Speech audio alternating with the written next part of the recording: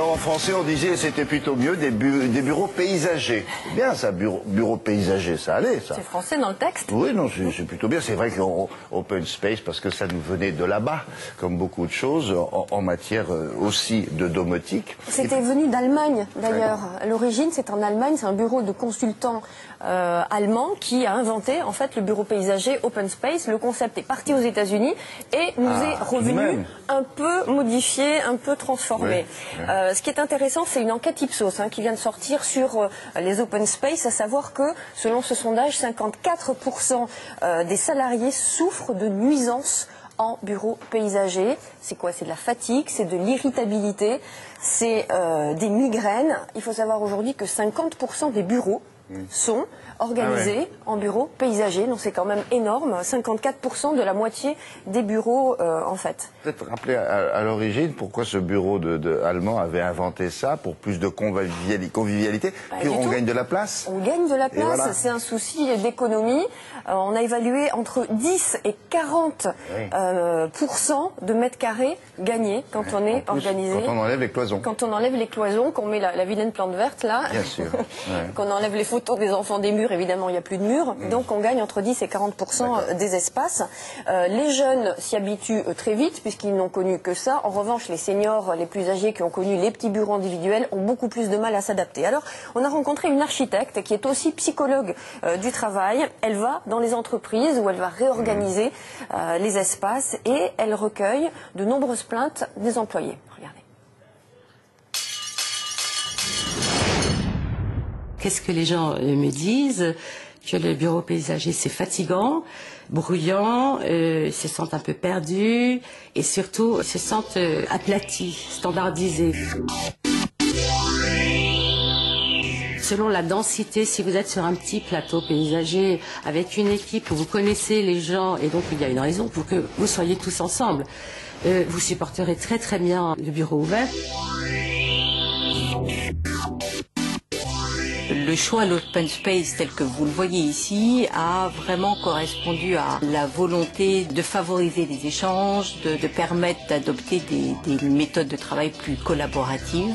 Nous avons conçu le fait d'avoir des salles de réunion disponibles et sans réservation à l'ensemble des étages, plus un premier étage qui est entièrement dédié à des salles de réunion, des petits coins de travail qui peuvent accueillir 4 à 5 personnes.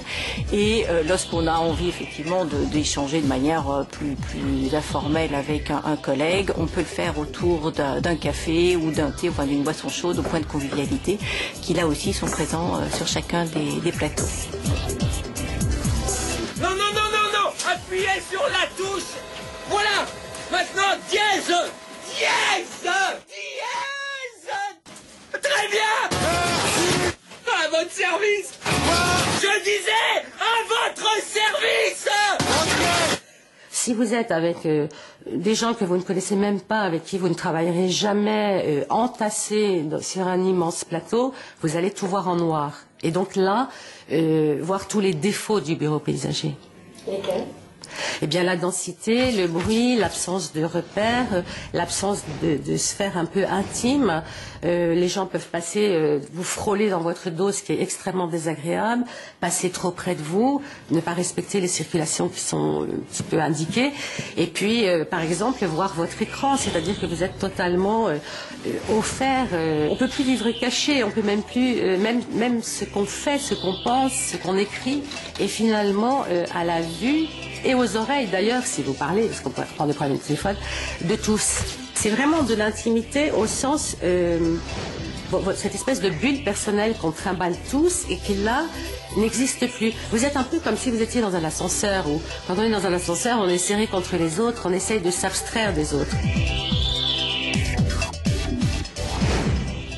Souvenez-vous aussi dans ces films des années 30-40 aux États-Unis, quand on voyait des salles de rédaction des grands journaux américains, ça n'en finissait pas, c'était des halls de gare, avec les mecs derrière leur petit bureau. Ça faisait moderne. Mais aujourd'hui, les salles de rédaction, c'est ça aussi. Alors, perte d'intimité, on l'a vu. Pourquoi? Parce que le territoire de travail a changé et il s'est réduit peu à peu, un peu trop. Et justement, l'Institut national de recherche et de sécurité pour la prévention des accidents de travail recommande aujourd'hui une surface minimale pour travailler de 10 mètres carrés Un petit chez-soi, par quoi. personne, 10 mètres carrés par occupant. Quand vous comptabilisez la taille d'un bureau et d'une étagère, on est loin des 10 mètres carrés quand même. Même chez nous, au deuxième. Ah bon? Oui, n'est-ce pas? Oh. Ça doit pas ça? Oui, moi ça doit faire 4 mètres carrés et demi. Ah bon? Ah ouais. Mais ici, vous êtes bien, là. Vous avez 500 mètres carrés, là, ça va, à peu près. Vous n'êtes pas obligé de frapper la porte pour entrer.